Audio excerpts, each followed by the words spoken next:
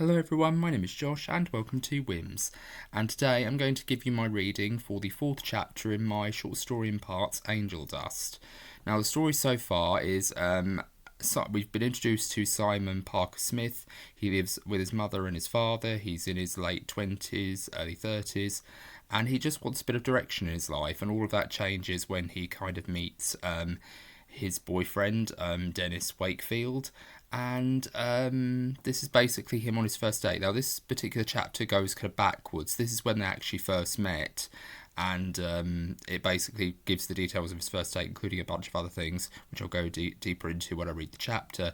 But yeah, this is basically their first meeting, and the next chapter will be them afterwards on that particular date. And then, of course, in this chapter, we also get introduced to Proper, the character of Angel Dust, who's the title character in this one as well. So that's very important, and I hope you enjoyed the chapter. If you enjoy this video, please give it a thumbs up, and if you want to see more videos like this, please be sure to subscribe and hit the bell notification to get notified about my latest videos.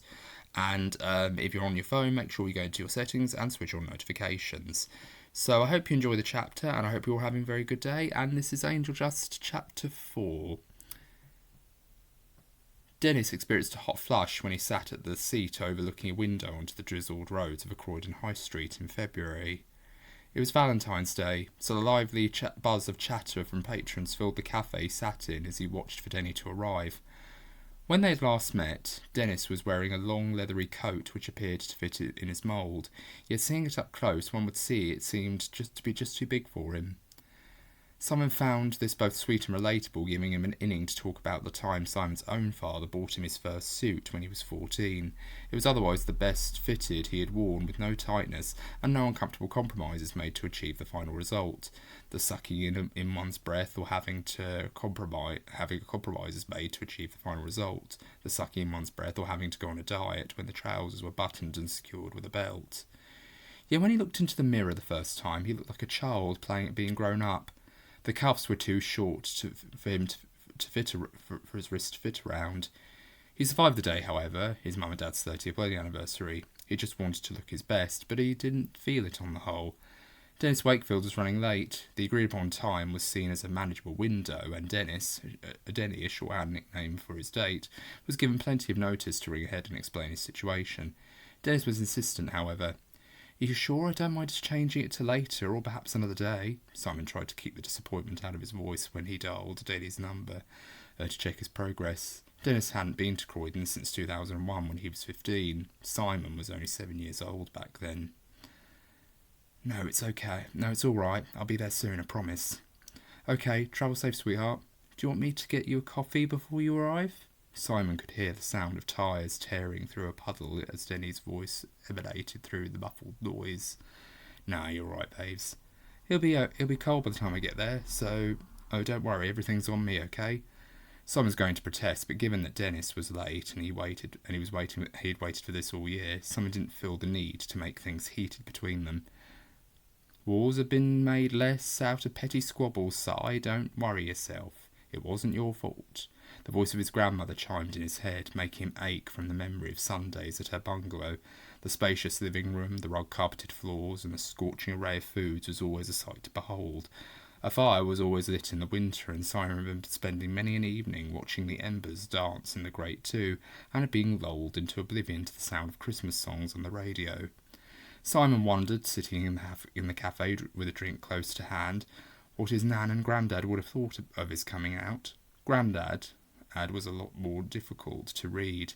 His expression always won for seeing the funny side to everything, but if things got serious, he didn't want to imagine his delightful grandfather's temper.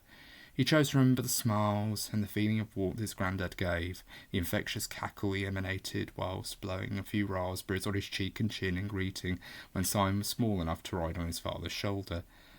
The word cerebral palsy had entered his vocabulary early in his childhood, with many visits to the doctors, giving physiotherapy, leg exercises, which he still upholds every morning, but the worst remedy for manageable disabled mobility was the operations which left a scar on the back of his legs. Simon could cope with the drugs, the lack of mobility for a few days, and the hospital food wasn't at all bad, but the catheter tube inside his penis was pure hell. He couldn't feel it when he pissed into a bottle. His cock was numb as cotton wool, so whenever he got aroused to himself after watching wrestling, he came over in a hot flush because he couldn't even have a wank to fight the lingering tedium and limbo-like state of immobility. Simon shook the memory away, thinking instead of Dennis as he walked through the door. He was in his mid-30s, his eyes were dark brown with a smooth yet stubbly chin, and he had a voice which made Simon shiver with delight when he spoke. He wore a brown leathery coat which fitted his shoulders perfectly. Simon felt a warmth in his stomach he would have considered to be bubbling with butterflies in his mid-teens, but since this were his late 20s he didn't know of a better phrase. Perhaps he could call it relaxation or a sense of safety, seeing him, Dennis Wakefield, in the flesh. He supposed this would have to do. "Hey, Si, how's it going?" Dennis asked, smiling as the two men went to shake hands. "I'm good. So happy to see you," Simon replied, leaning close, catching a whiff of Dennis's cologne. "Really, you look a little nervous." Then the horrible high-pitched buzzing could be heard within earshot, making Simon and Dennis jump and look around in a panic, as if it were the sound of gunfire. What was that? Simon thought, looking more spooked than Dennis as he could hear his own clenched teeth moving in his mouth, out like broken bones in a bowl. "Oh, thank God, it's just my chair buzzing," both men laughed. "You all right?" Dennis asked, concerned for Simon's shocked expression, but otherwise smiling. "Yeah, just a bit worried. It's been a while since I dated, so I'm a little rusty." "Don't worry, we'll do this again, Simon, I promise." Dennis's words of assurance were given with a wink. Simon then drew an arm across his lap as an erection rose in his trousers, as the flush of nerves was replaced by one of red-hot desire. "I'm sorry, is it okay if I call you Si or Simon?" Dennis asked then, as he was taking off his coat. "I don't mind," Simon said, marvelling at his coat. "Sorry, Dennis, I'm just really loving that coat of yours. That looks better on you than most of my coats do." "Thanks. He used to be my dad's, but he was having a clear out one day, and I asked him would he mind if I took some off his hands, and the coat along with a few vinyl records were mine for the taking."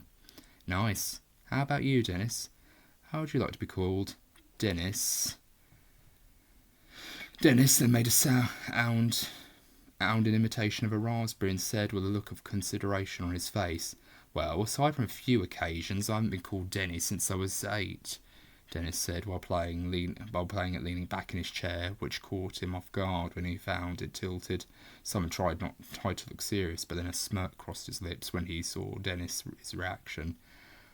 "I tried telling my mum it's Dennis now, but there are some days when I don't have the heart to tell her.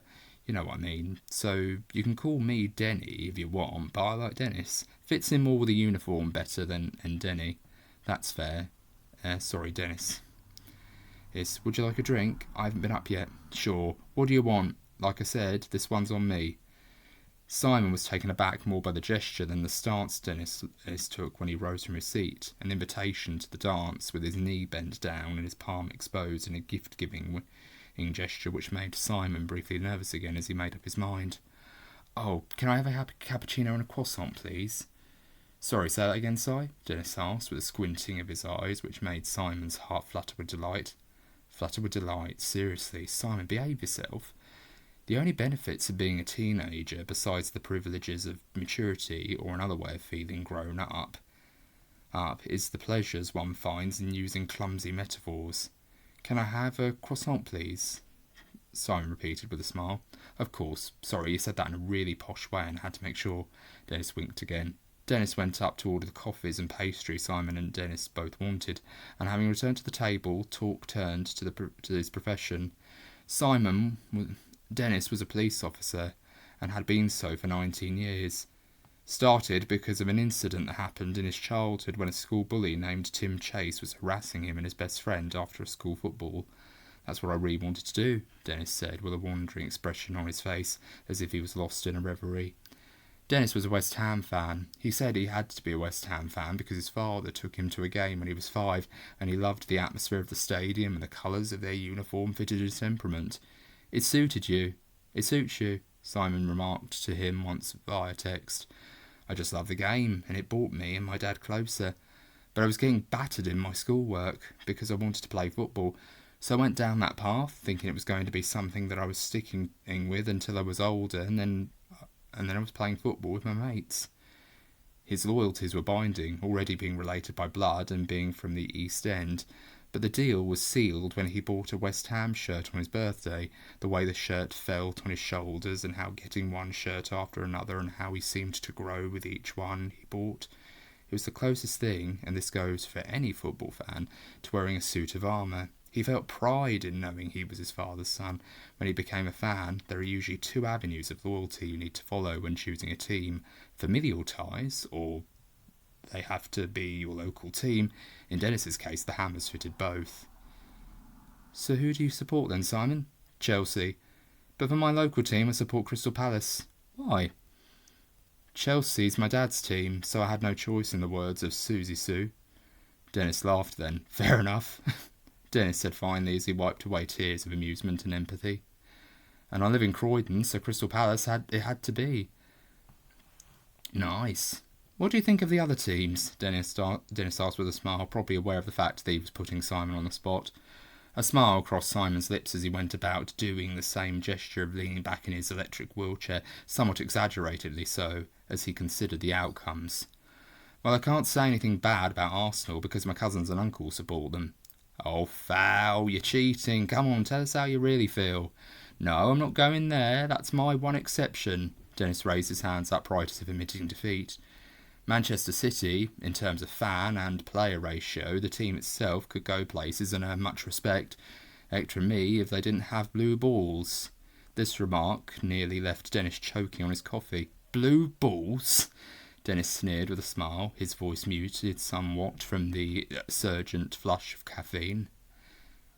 A load of tight-fisted wankers, Simon replied in a mock rendition of his South London accent, which made Dennis go red and weeping with laughter. I'm not going to list them all, but that's what I think. Fair enough. What about my team? Well, I think if you must know, they're good men, the players and the fans. Go on, flattery gets you nowhere, Dennis replied with a wink, leaning closer to Simon, who was going red from the escalation. Please don't mess this up. Dennis, you have such a lovely smile. Simon had seen many pictures of Dennis during their texts, one where he showed his smile was when he was lying on a sofa, his face having been muddied with dirt. It was a Sunday. There was a caption underneath the stilled image of his smile. I hope you're okay. Then he sent a video hours later where he signed off with the words, I'll be here for you, Si, I promise. He had fantasised often about what it would be like to make love to Dennis. The feel of his hair through his fingers as they snuggled, the pulse of his erection when they were spooning, and his breath on Simon's skin, imagining Dennis greeting his elation from down below with one hand. Simon put a hand over his lap, clearing his throat before he spoke again. They're good people, played with self-doubt. Whoa, Dennis said, taken aback somewhat with the phrase. That's probably got to be the most politest way of saying we're a bunch of twats I've ever heard. Both men then burst out laughing. Sir Simon, Dennis said after licking the remnants of coffee from his lips, have there been other men before me? Dennis made as if to clear his throat before finishing the question. Now it was his turn to be nervous. Simon pursed his lips, trying to find the way to say once there was, but it's hard to explain. His name was Jason Birch. We grew up together in a place called Heaver's Meadow, Simon began, taking a sip of his now lukewarm coffee. We weren't joined at the hip, but when he and I crossed paths, we got lost in chatter. Sometimes it wouldn't be about anything important, just casual chit-chat. How's your exams going? Excited for that new season of Straws in July? Do you think it will rain all day tomorrow too? That sort of thing. He said to me one day, why I care so much, but I didn't know what to say. His reaction took me completely by surprise, so I said that it's just what you do. But I could see he wasn't himself, and then I told him he didn't need to explain.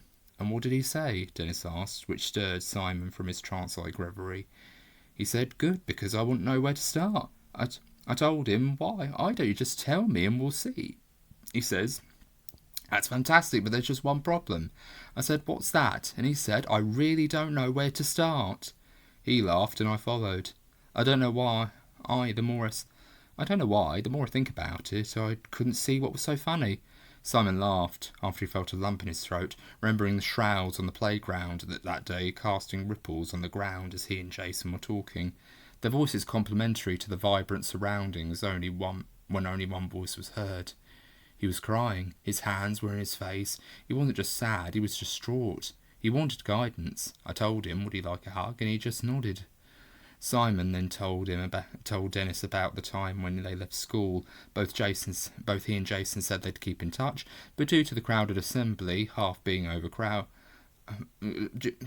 to the assembly hall being overcrowded for the last day of term, there was a time crunch, so there was no goodbyes long enough to exchange numbers. At the beginning of the day, Jason had approached Simon's table and asked to meet him in the quiet area in the playground before break. The sun was out reasonably. The sun was out and reasonably windy. Simon arrived before Jason, but when he did, you could always tell by the humming of his electric wheelchair. They exchanged a few words, and then Simon told him, would he kiss him? Jason. I'll read that again. They exchanged a few words, and then Simon asked him would Jason kiss him. His body grew cold when the words left his mouth. His shoulders were stiff and his teeth started chattering, as if from the cold, but there was plenty of warmth around him.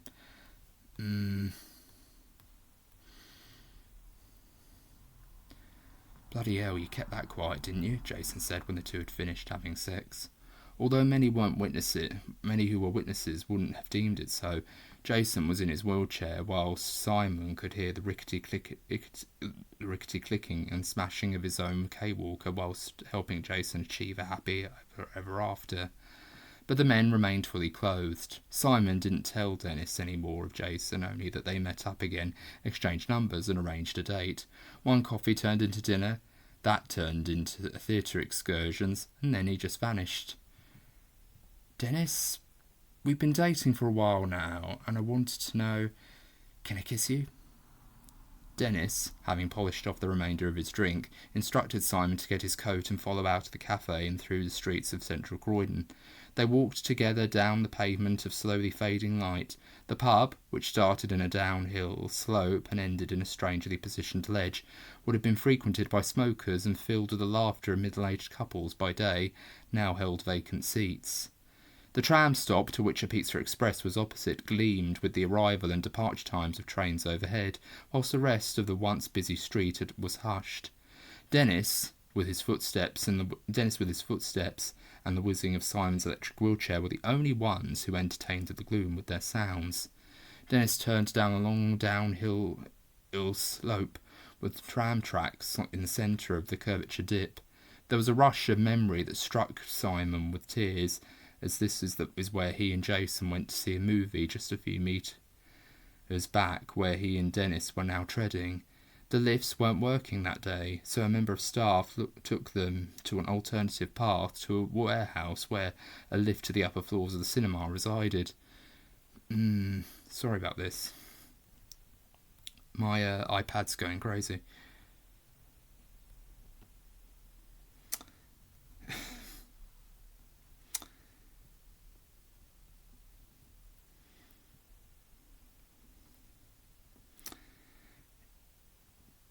Dennis turned down an avenue between a KFC and an old marionette shop, long vacant. The cinema warehouse lot was further down. In the pocket of this area was an alley, which was barred off by a gate. Dennis made to lift it, and Simon felt awkward watching him work. Wow, you really are full of surprises, aren't you, Dennis? Simon crossed an arm over his leg again, as the flush of some arousal returned. When Dennis had cleared the path for him to safely go down, Simon touched the metallic frames of the gate Dennis had ushered aside, and its weight was immense. Dennis was prone to lifting weights, but even he couldn't lift something like that without assistance. When they were both at the most secluded place, Dennis turned to Simon, smiling, that delicious smile which always made his heart soar. I think we're alone now, Dennis said before approaching Simon, getting down on one knee and slipping his tongue into his mouth. Simon responded by touching the sides of his head as the... Sorry, my iPad's going crazy again. Sorry about this, guys. I know it's taking longer than usual. I think we're alone now, Dennis said before approaching Simon, getting down on one knee and slipping his tongue into his mouth. Simon responded by touching the sides of his head, as the lover would his beloved in the films. Simon wasn't just provoking a light-hearted cliché with these gestures. He wanted to remind himself that this was real. Not since Jason had he really felt this free. Now I can't tell. Are you a psycho or a pervert? Simon asked with a smile and a poor imitation of a wink, which Dennis couldn't help but smile at. Dennis, feeling the hot, cold lashing of Dennis's tongue on his skin before entering his mouth. Well, that's for me to know and for you to find out, innit, safe London boy? Dennis replied with a mock cockneyed accent before lifting Simon slightly off of his chair. Simon, and then through impulse, reached for Dennis's trousers before he was stopped with a question. What are you doing? Dennis asked, leaving Simon confused. I trust you, Dennis, Simon replied, not really knowing how else he could say it, but following what his heart and head and heart told him in the moment. When I love you was too soon. But Si, we have all the time we need, all the time in the world, okay? Then Simon felt the true sting of tears as Louis Armstrong's words drifted into his mind. Simon was happy there was no doubt, but he couldn't help wondering what a load of old crap the sentiment felt, since the good times rarely lasted. So, Simon and Dennis went their separate ways, and when he was safely away from the tram stop, and of course Dennis had mentioned about the practicing his winking in the mirror a few times before their next date, Simon headed back home by chair all the way to his house in Crescent Road. It was only then that he heard a flash of light. He saw a flash of light and the sound of a voice in the distance, a voice he deemed familiar. Simon, remember your purpose. Come to me now. Your purpose has come. So that's chapter 4. And I hope you enjoyed this video. If you like this video, please be sure to give it a thumbs up. And I hope you're all having a very good day. This has been Joshua WHIMS Cool Interesting Musings. Take care. Bye-bye for now.